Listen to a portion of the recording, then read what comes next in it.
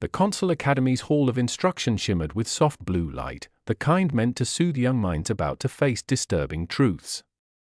Rows of cadets, scales and fur and feathers gleaming under the gentle luminescence, sat rigidly in attention.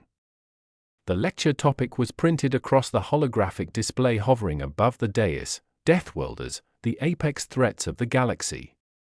Instructor Valyar, a dignified Sarathian with glass-like tendrils for hair, adjusted his neural band and began pacing before the assembled students. "You must understand," he said, his voice echoing, "Deathworlders are not to be approached. Not negotiated with. Not underestimated. They are evolution's cruelty made flesh." The cadets whispered among themselves, some curious, others visibly nervous. Valyar extended a clawed finger, summoning a hologram of a dense, green planet swathed in storms. "This is Earth. Class 10 Death World. Toxic flora. Predatory fauna. And an atmosphere that would dissolve most of us in weeks." The hologram zoomed in on ancient footage, grainy images of bipedal figures in primitive armor, their eyes fierce, their faces smeared with mud and blood. They call themselves humans. These beings thrive where others perish. They have conquered every lethal environment on their planet: desert, tundra, jungle, and ocean. Their species' resilience defies logic. Laughter rippled through the hall. One young cadet, an avian named Kier, raised a wing. "Instructor, surely those creatures were extinct long ago? The Council has never reported contact with humans in centuries." Valyar paused, his tendrils dimming. "Officially, yes. But unofficially, sightings persist. Smugglers claim to have seen one operating alone near the fringe. Entire pirate fleets go silent after encountering a single ship rumored to fly the Terran standard. Whether they still exist or not, one is enough to end civilizations." The hologram shifted again, to footage of humans in space-age armor, carrying railguns and plasma sabers. A human soldier once held a mining moon against 3 Consul legions. Alone. When his ammunition ran out, he turned the enemy's own weapons against them. Their remains were found years later, still in defensive formation, as though afraid to advance even after death. A ripple of unease spread through the cadets. The instructor's voice softened. "They do not conquer for glory. They do not fight for greed. They fight because survival is sacred to them.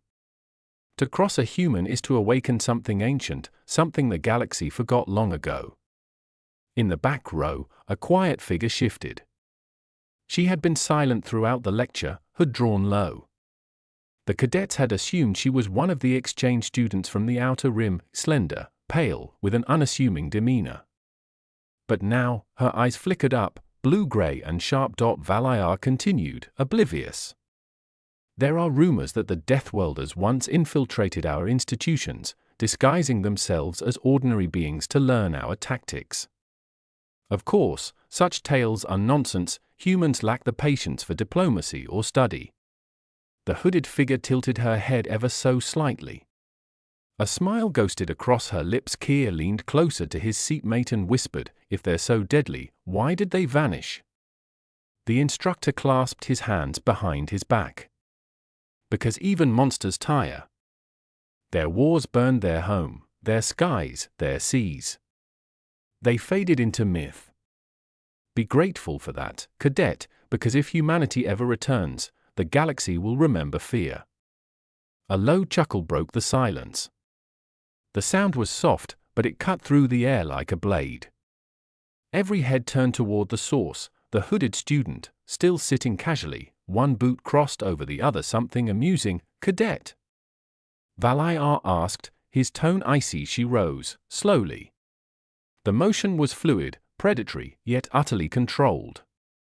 "Just something you said," she replied, her voice calm but carrying an unmistakable weight. "You teach fear, instructor. But you misunderstand us entirely." Valyar frowned.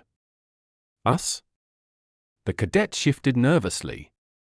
The hood fell back, revealing a face too symmetrical, too alive.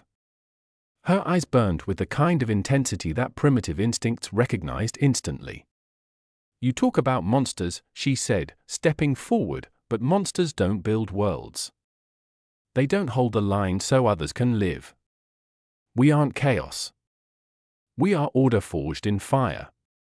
The light in the hall flickered as her pulse spiked, triggering nearby biosensors. "My ancestors didn't fade into myth," she continued. "We just got tired of saving everyone else." Valayar took an involuntary step back. His neural band began to hum erratically as it tried, and failed, to identify her species.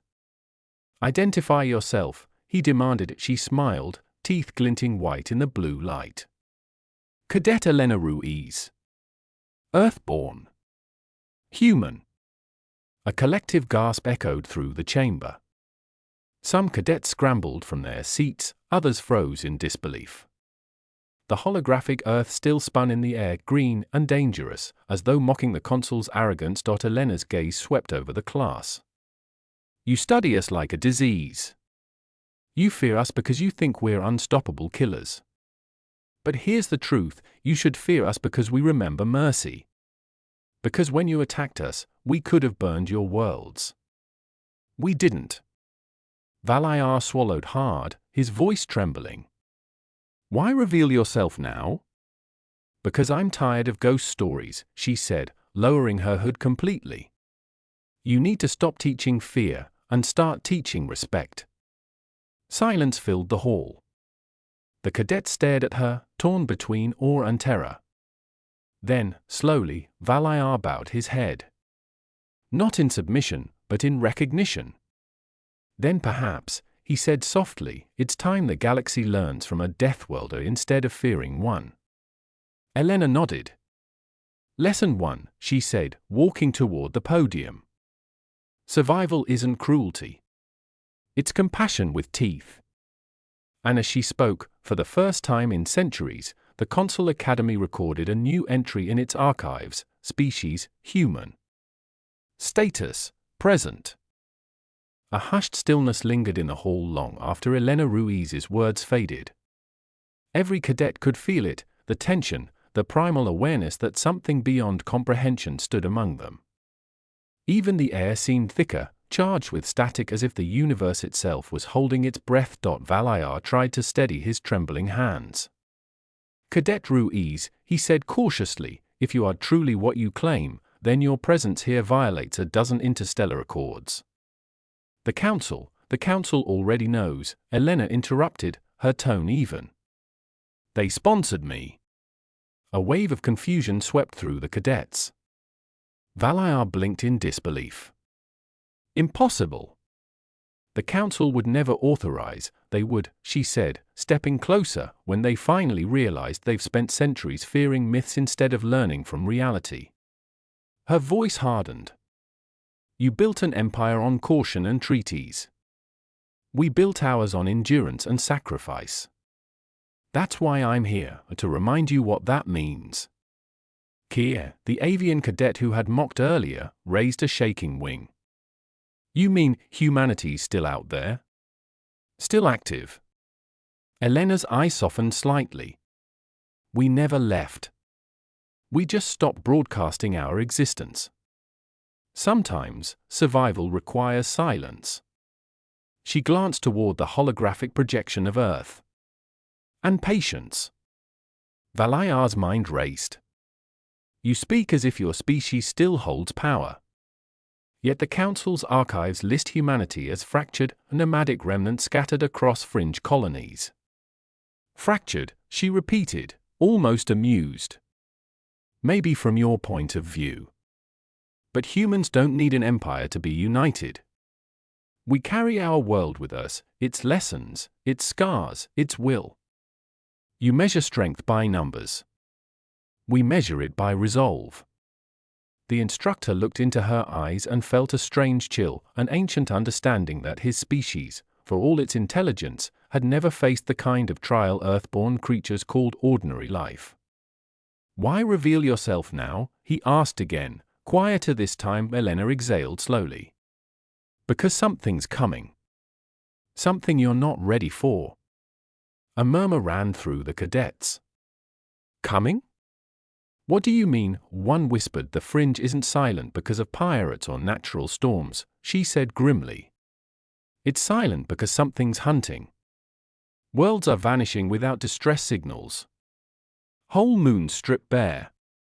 And the Council refuses to act because it doesn't fit their data models. Valayar's skin flushed pale blue, a Sarathian sign of dread. You're saying an external threat?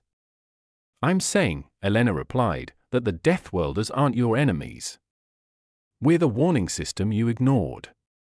Kyr's feathers puffed out. Why would the Council trust a species they've feared for eons? They don't, she said. That's why I'm here. To prove that fear isn't the only way to survive. You'll need us soon, whether you admit it or not. Silence returned, heavier than before. Valayar looked around at his cadets, their wide eyes reflecting both awe and terror. He could see it dawning on them. Everything they had been taught about humans wasn't protection, it was preparation for submission. Finally, Valayar straightened. Then teach us, Cadet Ruiz. If we must face what you've faced, we need to understand how you endure. A faint smile touched her lips. Lesson 2, she said, her tone quiet but unyielding. You adapt by choice. We adapt by necessity. You'll have to stop thinking like Council citizens and start thinking like survivors.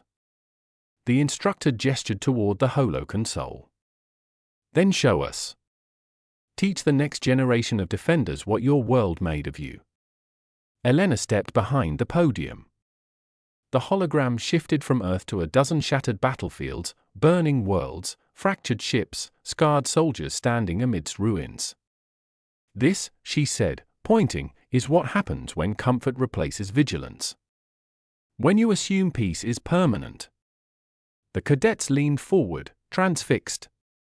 The images showed humans standing back to back with alien allies, protecting wounded civilians.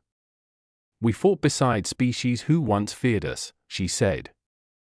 We bled for those who tried to destroy us. Because that's what humanity is, we don't stop when it's hopeless. We fight because it's hopeless. Valayar's voice was soft now, reverent almost. Perhaps, we've spent too long teaching the wrong history. Elena looked up from the console, her gaze burning through the dim blue light. Then change it. Don't erase the fear, understand it. Let it remind you what it means to be alive. The hall erupted in silent understanding. No applause. No celebration. Just quiet realization that the galaxy's myths had stepped into reality, and humanity, once thought extinct, was once again among the stars. Valayar bowed his head. Welcome back to the galaxy, Deathworlder. Elena's expression softened. Don't call us Deathworlders, she said. Call us human. And pray that the next lesson doesn't come too late.